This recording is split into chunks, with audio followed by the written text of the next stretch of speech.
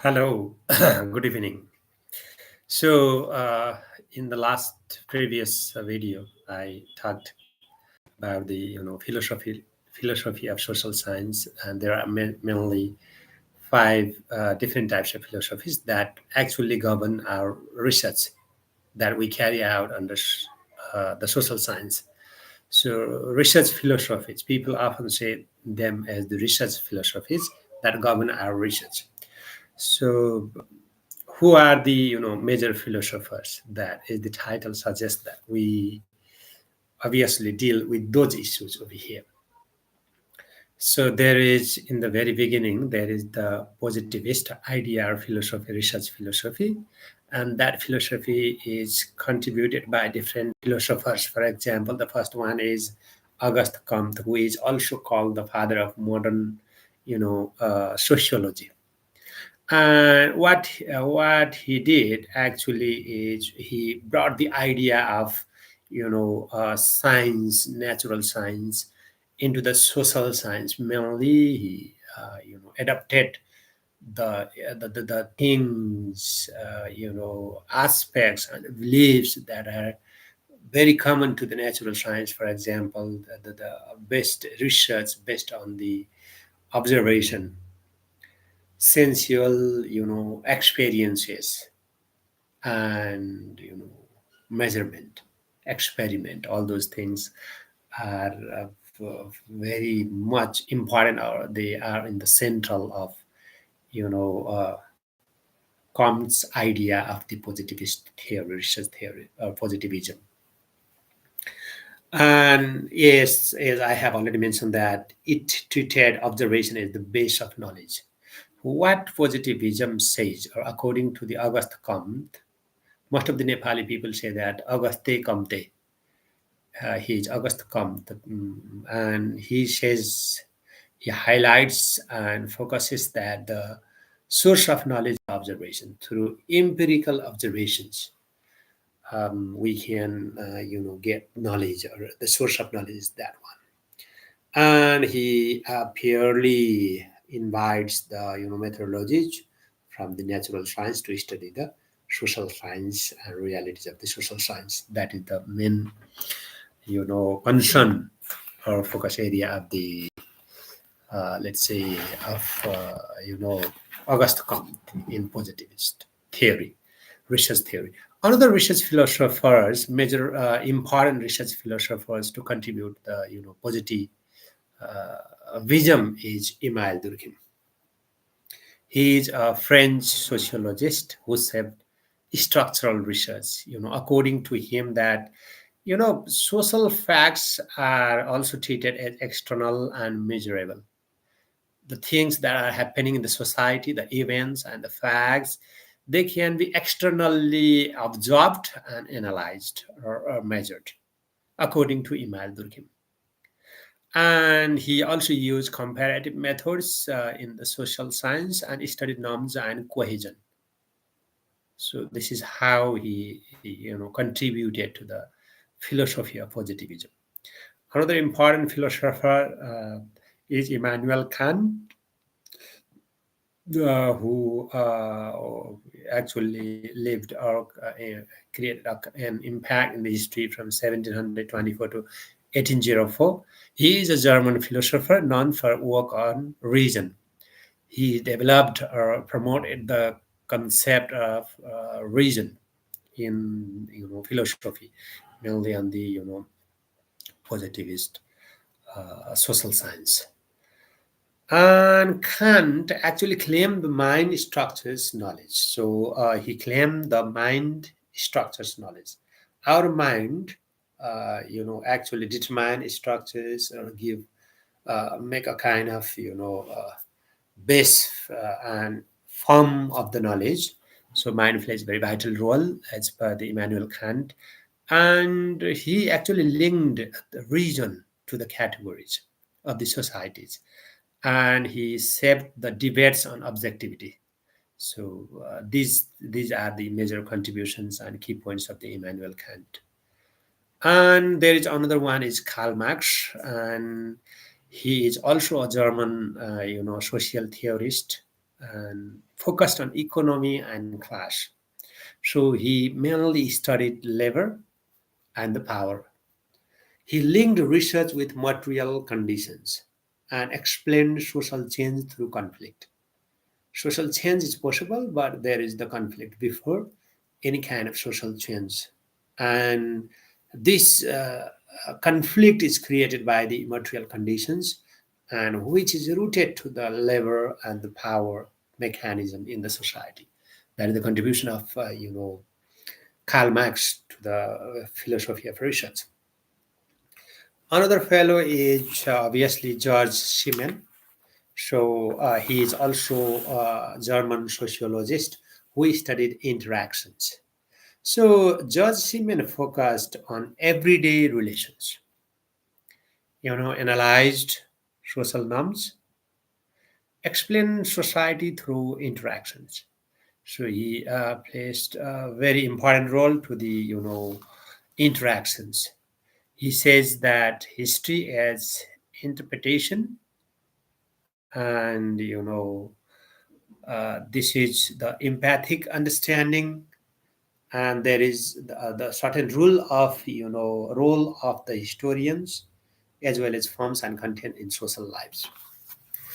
And another one is what we say we have here Max Weber, who is very popular philosophers, and he is also the German sociologist on the mainly known for interpretive methods.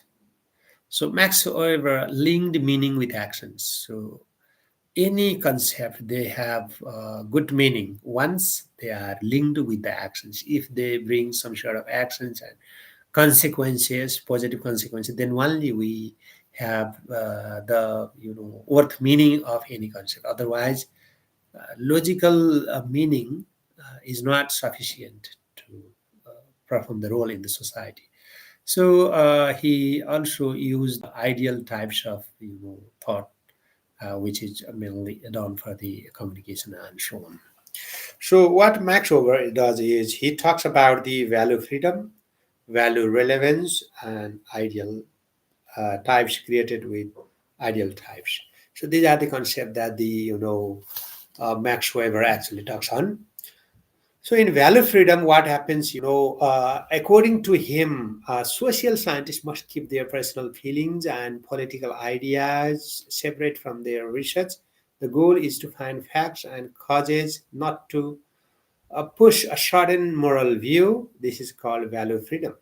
So the ideas, philosophies should not be biased or should not be based on the particular politicals or social values and so on. So that is how Max Weber talked about the you know philosophy, social philosophy. Another is Clifford Gridge. Clifford Gridge. He is very famous, American anthropologist, and he is popularly known as the cultural study scholars. And what he did is, he treated culture as a symbol. So there are so many symbols in the cultures, and there are inherent meaning of those cultures symbols. And he also promoted the thick description in the interpretation of social events, tasks, or cultural phenomena. So thick interpretation should be over there as for the Clifford Gritch. And another one is he always focus on the interpretation. There must be the interpretation of the symbols in deeper levels. He gave the example of cockfight and and others in particular cultures where people actually do not actually believe and think or perform what is seen, but there are so many deeper meanings and interpretation of the particular type of symbols in a particular cultures and so on. And there is in critical philosophies, there is in social science there is Max Horkheimer. He is the German philosopher, and he is from the Frankfurt School. And Max Horkheimer, promoted critical theory, studied ideologies and dominations, linked research with freedom. He linked research with freedom. And there is another one is Jürgen Habermas. So he is also German philosopher, known for the communication theorist, and he focused on the communicative actions, treated dialogue as the source of knowledge. Through communication, through dialogues, we really get the knowledge. So that is the medium or means to get the knowledge in our life in scholarly discussions, and it also promotes rational public reasoning. There is another philosophy, that is the pragmatism in social science. There is the father of pragmatism artist is also this one, Charles S. Peirce, and he what he did actually is he linked truth with long-term inquiry, and he promoted the hypothesis testing and focused on practical reasoning, because he belongs to the pragmatic theorist or philosophy under the pragmatism. So he linked truth with the long inquiry, promoted hypothesis testing, and promoted practical reasoning, and so on. John Dewey is another American philosopher focused on education and inquiry. John Dewey focused on education and inquiry in his philosophy.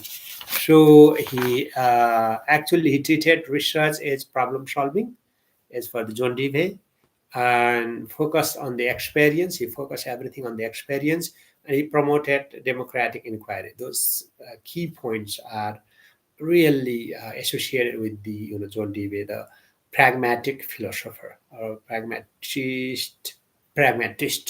You know, Another one is Karl Otto Appel. So he's a German philosopher and known for the discourse ethics. And what he did is he studied language and moral reasoning. He talked about language and moral reasoning. He linked inquiry with responsibilities and promote mutual understanding. And finally, we have postmodernism and social sciences. So there are two researchers, two philosophers, and two theorists. For example, Michael Foucault. He is a French philosopher known for work on power. Michael Foucault, he studied power relationship and focused on the discourse and institutions.